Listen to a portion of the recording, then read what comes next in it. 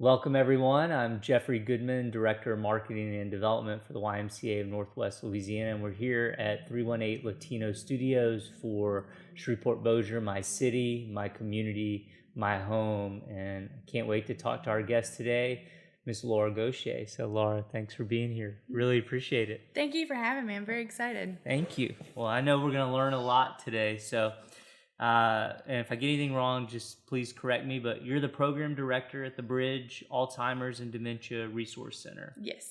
a local nonprofit organization helping families in Northwest Louisiana travel the bumpy road of Alzheimer's and dementia. You are feeling a critical need in our community. So let's start here today, if we could. For the lay people like me, do you mind explaining the difference between Alzheimer's and dementia? Yes. So we get asked this question all the time. Dementia is a big umbrella term, and Alzheimer's is a type of dementia. There's actually about 8 other types of dementia that are out there, but Alzheimer's is the most commonly diagnosed, about 60 to 80% of the cases. Okay, great. And at the Bridge, you provide resources, education, and support services for our residents living with dementia. Mm-hmm. Can you talk about some of the different programs and services you provide at the Bridge? Yeah, so one of the main things that we provide is actually support groups for our caregivers. And we have 9 all over Shreveport-Bossier, but we are expanding those every day. And those caregiver support groups are really there to help give them a sense of community, because being a caregiver to someone with Alzheimer's or another type of dementia, it's very lonesome, tiresome, 24/7. So they can come to these groups and feel a sense of community and vent, cry, get angry, ask for advice. And it really just makes them, let them know that they're not alone in this journey. And these support groups, if I'm not mistaken, they're free of charge. Is that right? Yes, all of our services that we talk about are 100% free. It's amazing. And give me some sort of, so you were telling me off camera where the Bridge is located. So tell me where that is. Yeah, so it's at 851 Olive Street in Shreveport in the Highland District. And some of these support groups are held at the Bridge itself. Is that correct, or they're held somewhere else? Yeah, so we have one. Actually, just left it not too long ago. But it's on the second Thursday of every month at 2:00. All of our services, or all of our groups, are once a month for an hour. A lot of them are based in churches, but some of them are in our councils on aging. All different types of facilities, like our assisted livings, memory care facilities, things like that in Shreveport-Bossier. Awesome. At the Bridge, you started to talk about this. You prioritize and serve our caregivers. I read a statistic that I thought was mind-boggling, that about 40 to 50% of caregivers end up passing away before the person they're caring for due to not prioritizing their own health and well-being. Mm-hmm. Can you talk about some of the different ways you support our caregivers, what that support looks like? Yeah, so we actually do a different program every week to give those caregivers an outlet to come to with their person with dementia, so they are able to socialize and be there with them and not feel like they just have to be stuck at home. We offer counseling services. I'm a licensed professional counselor, and we actually have a counseling intern through LSUS Counseling Department. And so we both offer counseling services for caregivers and people recently diagnosed with dementia, 100% free of charge. So, and we have lots of resources, information. They don't know what they need until they need it. So we're that brick and mortar place, that real person that they can call and ask for sitters, home health, hospice, durable medical, hearing aid information, and we can send them that information without them trying to Google it and find it on their own. And I know generally I don't talk about the why here, but listening to you and kind of learning more about the caregiver support that you provide. We do a lot with the Parkinson's community at the Y. And we have a program called Rock Steady, and the first thing they do every Rock Steady session is all of the participants gather in a circle and they share what's going on in their life. And just because it can be so isolating and so lonely as a Parkinson's patient, and it's hard to find people who can relate to what you're experiencing. It's kind of a similar thing with the caregivers of dementia. Is that correct? That it can be very isolating, and it's hard to kind of find people that understand the struggles and challenges that you're experiencing. Yeah, they feel like they are the only ones going through it at the time because most of their friends are not going through it, or they may have family members that have gone through it in the past, but nobody's in that moment. And they come to these groups and find out that they're not alone. There's someone at the same kind of time frame that their person's at, and they can come together and talk and share contact information and call that person when they're having a rough day or they just need to vent to somebody. And connect and relate. Yeah, absolutely. Yeah. Currently in Louisiana, there are 92,000 people who have been diagnosed with Alzheimer's, and that number will increase by 20% in the next 2 years. Mm-hmm. Why are more people being diagnosed with Alzheimer's, and can you talk today about what are some of the main contributors? So I think one of the research that I've done, one of the main contributors of more and more people being diagnosed is that we're living longer. And, that's great that we're living longer. Modern medicine is keeping us going for a long, long time. But sometimes our brains aren't meant to work that hard and that long.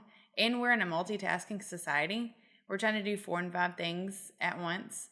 I always tell when I'm talking to someone that I have a now 2-year-old, but at the time she was about a year old, I was cooking dinner, unload the dishwasher, and watching her at the same time while the TV was on. I wasn't doing any of those things at 100%. So we have to really work on narrowing our focus and really concentrating on 1 or 2 things max at the time, because our brains are just getting tired. And it has a lot to do with how we treat our bodies. The best way in reducing your risk for dementia is good heart health, good oral health, exercising, eating well. They say the Mediterranean diet is one of the best diets. It's, the chicken, the fish, the beans, not a lot of alcohol, not a lot of carbs. So just being very mindful of what you put into your body and how you treat your body, because we all have those kind of markers in our genetics. But when those markers will actually come out, all depends on how you treat your body and then what you put into your body and how you use it. I love that, which was actually kind of one of my questions. So are there other things that we can kind of proactively do to help ourselves from getting dementia or getting Alzheimer's? Yeah, so the diet, the heart health, if you've got high cholesterol, if you've got high blood pressure, making sure you're going to your doctor, having those levels checked, making sure you're taking the right medications, not a lot of side effects. Diabetes is a really big indicator as well. It can increase your risk, so making sure you're keeping your blood sugar in check, making sure you're eating well. They say 12 minutes a day for exercise, of just getting your heart pumping and really just getting the blood flow. That's one of the main things. And surprisingly, going to the dentist and making sure that your gums are healthy. They're finding that the bacteria in your gums is going to your heart and to your brain. So making sure you're flossing your teeth every day, brushing your teeth, and going to see your dentist every 6 months. Wow. Yeah, who would have thought that going to the dentist would help with reducing your risk for dementia? Yeah, that's amazing. I never heard that. Mm-hmm. And so as we get older, we naturally become more forgetful and have a more difficult time recalling information. As our loved ones watch our behavior, or as we monitor ourselves, how are some ways to tell the difference between the natural course of aging and early signs that we have dementia or Alzheimer's? So your brain slows as you age, and the normal things of forgetting where your keys are, forgetting where your phone is, that's really just a normal thing that happens because we're multitasking and we're doing too many things at once. We start to get concerned when someone is putting their keys or their phone in a specific place, and then it's not anywhere that they normally would, like in the pantry or they're in the refrigerator or something that's just out of character. They may be paying their bills too many times at once in 1 month, or not paying them at all. Really, they're driving somewhere. They've known how to drive that place 20 years. They could do it blindfolded, and then all of a sudden they can't remember how to get back home.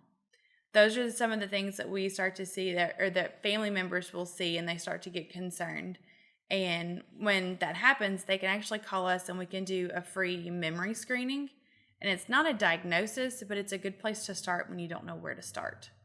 And generally, just very general, but does the first kind of diagnosis of Alzheimer's or dementia, do you typically see it more as someone self-monitoring or self-diagnosis, or is it typically a loved one or a family member saying, I think something is occurring that we should look into or check out? Most of the time it's friends or family members that you haven't seen in a while and that you're not around day to day, and they'll say, hey, there's something up, we're not really sure. They're repeating the same question over and over, or they're doing something strange. Because when you're with that person 24/7, you're in the middle of it. You don't see the normal day-to-day things that they may be forgetting. But when someone comes in from the outside, that's usually when it becomes apparent. And is there an average age or typical age that we start to see like Alzheimer's or start to see dementia, or is it just wide ranging? We see everything from people in their 40s to people in their 70s or 80s. It's pretty varied. Like frontotemporal dementia is anywhere from like mid 40s to early 60s, but Alzheimer's is usually, from the research, usually like in their 70s and up. But we're seeing more and more people that are in their younger, like in 60s, that are having cognitive issues. And just because you have cognitive issues doesn't mean it's dementia. There's lots of physical reasons that cause cognitive impairments. So it's always good you go get those checked out first before you completely get to worrying and jump to the worst conclusion too. And how are we doing medically? This wasn't one of my questions either, but I had a grandmother who had Alzheimer's for 20 plus years when I was growing up. And are there medically, are we getting to a preventative stage, or where are we in terms of defeating or controlling Alzheimer's? So the research is showing that they're really doing like specialized medicine. So there's the tau, the proteins, and the plaques and the tangles that they can identify that you have. And they're really, the new medicines that are coming out are really targeting those specific things.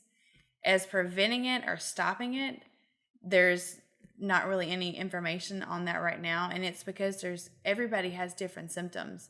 You may have a disease or a diagnosis of Alzheimer's, but every person's going to have symptoms that are a little bit different or a little bit varied. And it's really hard to figure out an answer to that. So with Alzheimer's, they've actually identified a gene. It's called APOE4. And if you have more than one of those, then you have an increased risk. But just because you have that risk doesn't mean you're going to get it.